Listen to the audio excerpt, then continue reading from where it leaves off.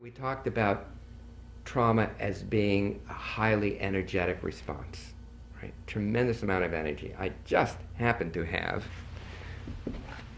one of the greatest inventions of the 20th century, this slinky. And this represents this, okay, we're just walking and kind of our energy is bouncing like this. So this is just casually living our lives. Living our lives, going about, the activities of the day, taking a nice walk on the beach, this kind of thing. Okay, here's maybe we're working out, so we're kind of pushing this a little bit. Now here's where we're threatened, and tremendous amount of energy is mobilized. This wild amount of energy is mobilized. And what happens is when we are overwhelmed, this energy gets locked down. You see, we're frightened of it.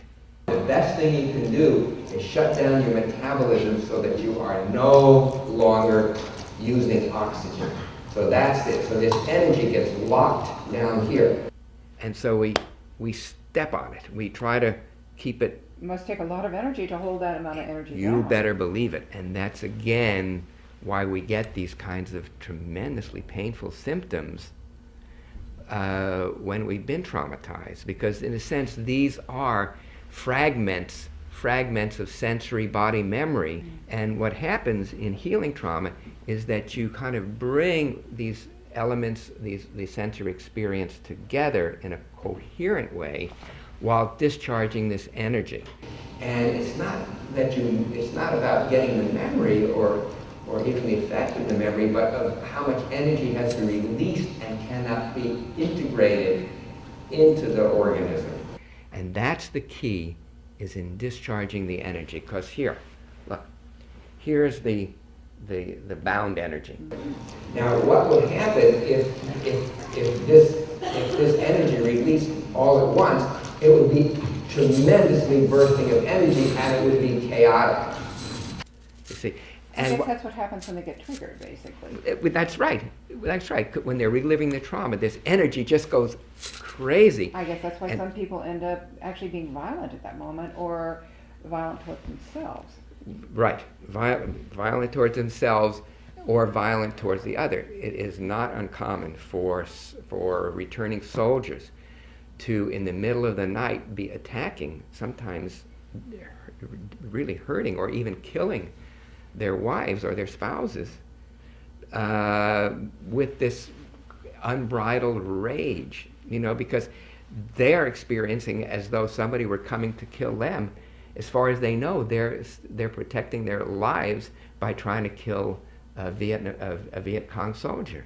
Mm-hmm. So the important thing in this process is to find a way to release this energy gradually.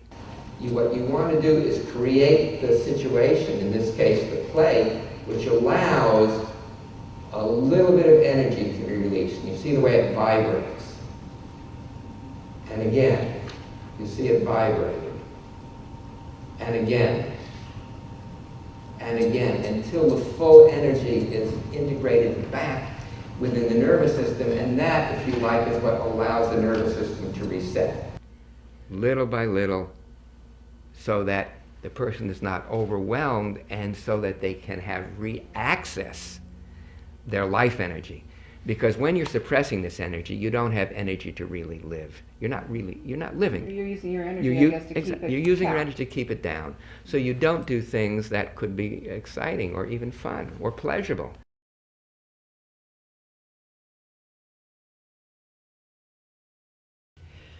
The trick here is to not deny it, but to not get swept away with it. To feel the anger as physical sensations in the body, because anger almost always goes to power. I'm going to give you an example. You feel your jaw feeling really tight, and you feel your fist. Okay, So I'll say, okay, let's just put all of this aside for a little bit. This stuff that you saw on the TV. Right. Okay. So feel your fist. Okay. And now, very slowly, just tighten your fist a little bit more. So actually move into that. And move into that tension. Just tighten it to a little bit, but just a teeny, teeny bit, and then release it a teeny, teeny bit. Okay, so again, feeling your fist, and very slowly contracting it a little bit more, just minutely, and then releasing it. That's right.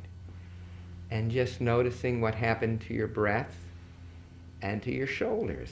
So that's kind of how we dance with anger. Another thing, you can work with the jaw. Okay, so you feel there's tension in the jaw.